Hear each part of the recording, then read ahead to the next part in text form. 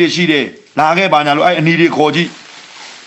နော်အခုဟိုမကြဒီမကြဖြစ်နေအနီတွေဥမာတကူအင်ဂျင်နီယာတို့သိရမလားဘာလို့ညာလို့ဆရာဝန်တို့ခေါ်ပြီးတော့နေရာပေးကြည့်လိုက်ဘောကျွန်တော်တို့တက်မှမှာတို့ကကျွန်တော်တို့ကဘောမှမဟုတ်ဘူးနော်အဲ့ဒါအချောင်းတွေချောင်းသားတွေအဲ့သူတို့ရဲ့စိတ်ဓာတ်တွေနော်အဲ့တော့တိုင်းပြည်အရေးနိုင်ငံအရေးကတော့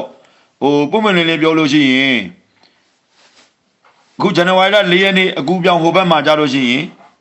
အဲတိုင်းပြည်ဘာဖြစ်လာအောင်မလဲမသိဘူးနော်ကျွန်တော်တို့အခုပြင်ဦးလင်မှာကျွန်တော်ကြားသိလိုက်ရတာဒီနေ့ကျွန်တော်စိတ်မကောင်းတာ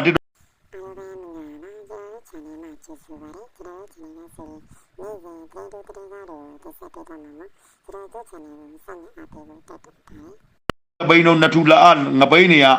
ဟိုမွေးရပါအသိဉာဏ်ပညာမရှိတဲ့လူတွေအကုန်လုံးပေါင်းလိုက်တော့100ရာခိုင်နှုန်းအတိုင်းပြည်အခုပြတ်မလို့ဖြစ်တာတော်သေးတယ်စစ်တပ်ကမနေကြားခံထားလို့နော်မနေကြားခံထားလို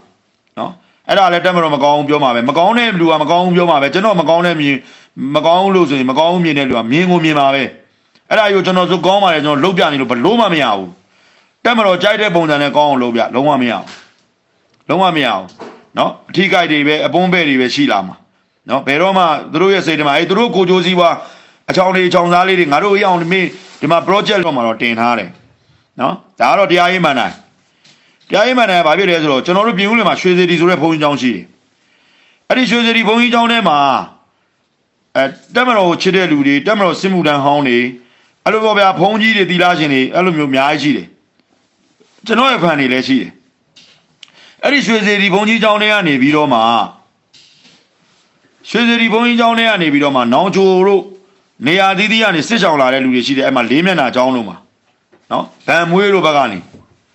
နော်အဲ့ဒီမှာကျွန်တော်လူတွေရှိတော့အာရွှေစေတီဘုန်းကြီးကျောင်းမှာဘုန်းကြီးကမထားတော့ဘူးလို့ဗာပြတော့အဲ့မှာနာမည်တွေအတန်တွေထွက်လာတော့အဲ့မှာတက်မတော်ရဲ့ area မှာလာနေတာဘုန်းကြီးကျောင်းမှာလာနေတာစစ်ဘေးလာချောင်းတာကိုအေးစေးစေးချက်ပြုတ်လောက်ကင်မစားတော့ဖဲနဲ့အတက်မတော်ကဘာဖြစ်တယ်တို့ညာဖြစ်တယ်တို့အကြမ်းဖက်လက်နက်ကတောင်းကျမ်းသူအားပေးကကောင်းတယ်တို့ PDF တွေကဘာဖြစ်တယ်တို့ထောက်ပံ့နေတရုတ်မှလင်မယား2ယောက်ရှိအဲ့တရုတ်မှလင်မယား2ယောက်ကိုပွင့်နေပြောကျွန်တော်ရဲ့သတင်းပေးတွေကပြောလိုက်လို့ကျွန်တော်ကပြောလိုက်တဲ့အချိန်မှာတက်မတော်ကတော့သွားဖမ်းတယ်စစ်တပ်ကဖမ်းပလိုက်ကောင်နေကင်းကြောင်တော်ကြီးဝင်ပြီးတော့ဖမ်းကြလာတယ်အဲ့လင်မယား2ယောက်ကိုဒီကျွန်တော်တို့မြို့မရဲစခန်းမှာချုပ်ထားလိုက်ကောနော်ချုပ်လိုက်တော့အဲ့ဒီရွှေစေတီဘုန်းကြီးကျောင်းထဲကနေမနေ့4နာရီလောက်ဆိုရင်တို့ကထသွားပြီစီတွေဝယ်ထားတာကျွန်တော်တို့73စီပေါ့အဲ့73စီကဝယ်ထားတော့ကျွန်တော်ဟိုမှာကျွန်တော်သတင်းပေးတွေကကိုစိုးဘုန်းကြီးနဲ့အဲ့ဒီထင်းယူတော်ဟိုတဲ့မနေ့9နာရီလောက်မှာတဲ့တက်ကဟိုဟာဖြစ်တာပေါ့နော်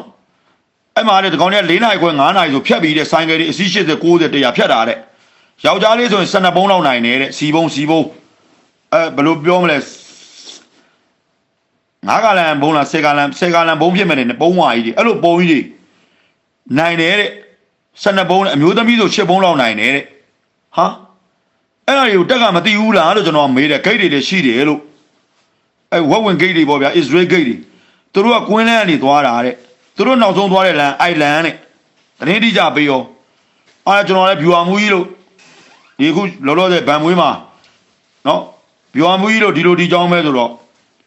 ကိုတော်ဘုန်းကြီးကျင်းသေးလားတဲ့ကျင်းသေးတယ်လို့အဗျူဟာမူကြီးကနောက်နေ့မနေ့ကျတော့အဲ့ထင်းယူတော့မှသူကိုယ်တိုင်သွားဆောင်နေရဗျာအဲ့ဗျူဟာမူကြီးရတယ်နော်အဲ့ကျွန်တော်ပြောတဲ့ဒီဟာသူကအေးမင်းအောင်ဆိုတဲ့ဗျူဟာမူကြီးကသူကိုယ်တိုင်ဆောင်ပြီးဖမ်းတာမနေ့9နာရီလောက်ကြီးကိုဖမ်းတော့မိရောကျွန်တော်ပြောချင်တာအဲ့ဒါရောလေဖမ်းတော့မိတော့စီဘုံတွေရောဆိုင်ကယ်ရောမိတော့ကျွန်တော်ဘုံအောင်ကျွန်တော်ပြောပြတာမိတော့စီဘုံတွေပါရောတိန်းတာပေါ့နိုင်ငံတော်လားဘယ်ကိုအပ်မလဲပဲရဲစခန်းအပ်မလားကျွန်တော်လည်းမသိဘူးအဲ့တော့အဲ့ဆိုင်ငယ်တွေတဲ့သိလူတွေကိုတယောက်ကို1300လာစီချလိုက်တယ်တဲ့အဲ့တော့ဟိုဘက်ကလော်တဲ့သူကဘယ်လိုလော်လဲဆိုတော့ကျွန်တော်ကစစ်တပ်တောက်တန်စစ်တပ်လော်ပြီးမို့လို့အဲ့ဒီကြာသွားတဲ့အယောက်90တွေကထွက်လာရင်ဇော်ဘုံရုံပြင်ဦးလင်မှာရှာပြီးတက်ဆိုပြီးတော့ပြောတာဗျာဟုတ်လားဇော်ဘုံရင်ကြောင့်မင်းတို့ဒုက္ခရောက်တာဇော်ဘုံရင်ကြောင့်ဖြစ်တာကျွန်တော်အသက်လေးဘာဖြစ်တော့ကျွန်တော်ကတက်လို့ရတယ်ဥတဲ့နေရာမှာတက်လူတက်ကိုတက်တခုပဲရှိတာကကျွန်တော်တယောက်တည်းနဲ့ကျွန်တော်ဒီမြို့နယ်အေးချမ်းဖို့ဒီပြည်ဦးလင်မျိုးလေးအေးချမ်းဖို့အကျန်းပဲလက်နဲ့ကင်တောင်းချမ်းသူတပုံကိုထောက်ပံ့နေတဲ့နော်ဒီ73စီဒေတာရောက်သွားရင်ကျွန်တော်တို့တက်မတော်သားတွေကိုဓာရီနဲ့ပြန်ပြီးတော့မှနော်ပြန်ပြီးတော့တိုက်ခိုက်မှာမို့လို့လူအသက်ပေါင်းမြောက်များသွားဘူးဗျာ ကာကွယ်လိုက်တာဗျာတတ်ပေါ်ပါဖြစ်တော့ဦးမရမှာတော့မဦးပဲနဲ့တော့တတ်မရဘူးနော်ဇော်ဘောင်းရလှစ်ကလေးတို့မျက်လုံးအောင်ငုံနေအောင်ကိုရှင်းမှာဘယ်လိုလာလဲအကုန်သိတယ်အဲ့တော့ကြတော့အဲ့ဒီလူတွေအများကြီးကိုကဲတာဟိုဘက်တစ်ဘက်ကကျွန်တော်လောတယ်ဇော်ဘောင်းကြီးကြောင့်လည်းမင်းတို့ဖမ်းခံရတာလေမင်းတို့အပြင်ထွက်လာရင်3လပဲကြာတာ3လအခုပြည့်တော်ပြည့်တော့မှထင်ပါတယ်ဇော်ဘောင်းကြီးအပြင်ကျပြင်းလွင်ကြာရင်ရှာပြီးတော့တတ်တယ်အေးလာတတ်လို့နော်ကျွန်တော်ဘဝဖြစ်စဉ်ကိုကျွန်တော်ပြောပြတာဗျူဟာမှုရဖမ်းလိုက်တာအကုန်မိတာအဲ့ဒါမဟုတ်အဲ့ဒါနဲ့အဲ့ဒီတရုံမှလင်မရအောင်အခုလေလွတ်ပေးလိုက်ပြန်ပြီလေဗျာအရေးနေအခက်ချိုးချိုးနဲ့နေတဲ့လူကိုလွတ်ပေးတယ်ဆိုတာရဲကလွတ်ပေးတာမဟုတ်ဘူးရဲကသူ့ရဲ့ရဲရေးကသူက24နာရီအပြစ်မရှိဖမ်းလို့မရဘူးဒါဆိုဒီလင်မယားအပြစ်ရှိသွားပြီအပြစ်ရှိသွားတဲ့အတွက်သူ့ရဲစခန်းမှာချုပ်ပြီးတော့တရားရင်ဆိုင်တယ်တရားရင်ဆိုင်ပြီးတော့သူတို့ကရှေ့နေငှားမယ်ပြီးရင်တရားသူကြီးတွေဥပဒေအရာရှိတွေအကြံပေးတွေအရှေ့နေတွေပေါ့နော်အခုလွတ်သွားပြီကဲလွတ်သွားပြီဆိုတာကျွန်တော်တို့ထောင်ချခြင်းလို့ပြောရမှာမဟုတ်ဘူးဗျနော်ပြင်းမှုကတော့ဗျာပြောမှာပေါ့မထင်ကြဘူးရှေ့နေလိုက်ငွေလိုက်မှာငွေအများကြီးသူအပြင်ရောက်တော့ပြန်ပြောတယ်သူတို့ငွေအများကြီးကုန်သွားတယ်တဲ့အတရားရေးမှန်တိုင်းမှာပြက်စီးနေတာငွေအများကြီးကုန်သွားပြီးမှလွတ်တာလို့အဲ့လိုပြောတာနော်ဒါတော့ကျွန်တော်လည်းမသိကျွန်တော်ပြောကျွန်တော်ရဲနဲ့လည်းတိတ်ဆက်ဆက်မှုမရှိဘူးမေးလည်းမေးစရာမရှိဘူးသူတို့အတွင်းကပတ်ဝန်းကျင်ကပဲကျွန်တော်ပြန်ပြောတာလွတ်တယ်မလွတ်တယ်သူတို့ရှိတယ်မရှိသူတို့ဘယ်ရောက်သွားလဲလို့ကျွန်တော်လည်းမသိဘူးနော်နောက်တစ်ခုကျွန်တော်ဟိုတလောကပြောခဲ့တယ်အောင်ထေးဆိုတာရွှေတိုင်းပိုင်းရှင်ဒီလောက် PDF ပလောင်နဲ့တပူးတွဲနေတာအဲ့ဒီအောင်ထေးလင်မယားကိုဝက်ဝင်အစ္စရေးဇက်မှာဖမ်းတော့ကျွန်တော်တို့သတင်းပေးတာကျွန်တော်ကိုယ်တိုင်သွားနှုတ်ဆက်ခဲ့တာရွှေနှစ်ပိတ်တာပါတယ်နော်သူသမီးကဒီမှာမွေးစားသမီးရှိတယ်မွေးစေပါသုံးဆွဲလို့သူသမီးကိုရွှေတွေလာယူခိုင်းတာသူသမီးကဖုံးမကင်လို့ဝက်ဝင်အစ္စရေးဇက်မှာရွှေနဲ့မိတာအခုဒီမှာချုပ်ထားတယ်ရဲစခန်းမှာတော့ချုပ်ထားတယ်နေမယ်စစ်တာတော့စစ်ကြောရေးကစစ်မှာပေါ့နော်လွတ်မလားမလွတ်မလားကျွန်တော်လည်းမသိဘူးကျွန်တော်တို့လူတွေကအမုန်းခံအသေးခံဘဝတွေပြက်ခံပြီးသတင်းတွေပေးတာဗျာအဲ့ဒါကိုတရားဥပဒေရနဲ့တရားဥပဒေမှာဘာမှမတွေ့လို့ဘလို့တွေ့မှာလဲခင်ဗျားတို့တရားရုံးကလူကဘလို့လို့တွေ့မှာတော့သူတို့လက်ရှိအချိန်ကာလအကြမ်းဖက်လုပ်နေတဲ့လူတွေကိုတက်တယ်ဆိုခင်ဗျားဟိုလူနှစ်ယောက်ခေါ်ဒီလူနှစ်ယောက်ခေါ်တက်တယ်ကပတ်စံပေးပြီးခေါ်ရနေတာကြီးကိုတက်တယ်ကပတ်စံပေးပြီးခေါ်ပြီးတော့ဟုတ်ပါဘူးဒီမှာဘယ်လိုပါကျွန်မအာမခံချက်ရှိတယ်ခင်ဗျားလည်းဗျာဒါတွေကကျွန်တော်တို့လည်းခင်ဗျားတရားရင်ဆိုင်ခဲ့တာပါမြန်မာနိုင်ငံမှာခင်ဗျားရှမ်းပြည်နယ်မြောက်ပိုင်းမှာမူရည်စေဝါခရိုင်မှု35ပြားကိုလက်ဝယ်နဲ့လွတ်လာတာ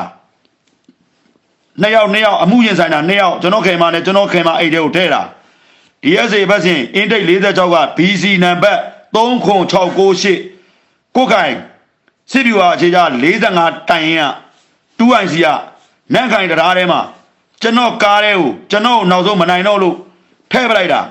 အဲ့ဒီအမှုကိုရှမ်းပြည်နယ်မြောက်ပိုင်းတစ်ပိုင်းလုံးခရိုင်မှုမူရည်စေဝါမှုကိုလွတ်လာတဲ့ကောင်ဥပဒေကြောင့်မသိဘူးလို့လာမပြောနဲ့ဘလို့လွတ်ရင်ဘလို့ရဆိုအကုန်သိတယ်အဲ့ဒီအမှုတွေကအရေးမကြီးဘူးပြောချင်တာကနိုင်ငံတော်အခုလိုဖြစ်နေတဲ့အချိန်မှာခင်ဗျားတို့တွေလက်ပေးလက်ယူလေးနည်းနည်းတော့ရထားပေးပါလားလို့ဘသူပဲနေတော့ကျုပ်နာမည်တက်ပြောတာမဟုတ်ဘူးတနိုင်ငံလုံးအတိုင်းတာကိုပြောတာကျွန်တော်တို့တိုင်းပြည်ဒီလိုအဖက်ဘက်ကနေအကြက်တဲတက်မတော်ကိုလည်းအဖက်ဘက်ကနေထိုးနဲ့တိုက်ခိုက်အဖွဲ့အစည်းပေါင်းမျိုးစုံဒီပြည်သူလူထုကြားကောနော်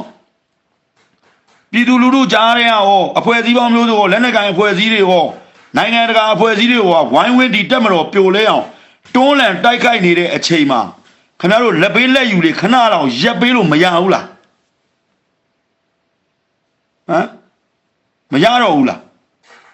ခင်ဗျားတို့ဘယ်လောက်ချမ်းသာမှာလဲဗျာလူလောကမှာခင်ဗျားတို့များတော့များတယ်သိလားနော်လုံအောင်လားမသိဘူးပြောရမှာတော့ကိုယ်ကိစ္စပဲပြောမှာပဲကျွန်တော်ကတော့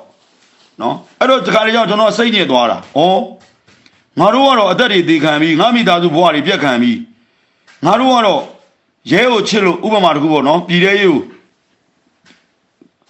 ကူညီပေးတယ်တက်မတော်ကာကွယ်ရေးကိုလည်း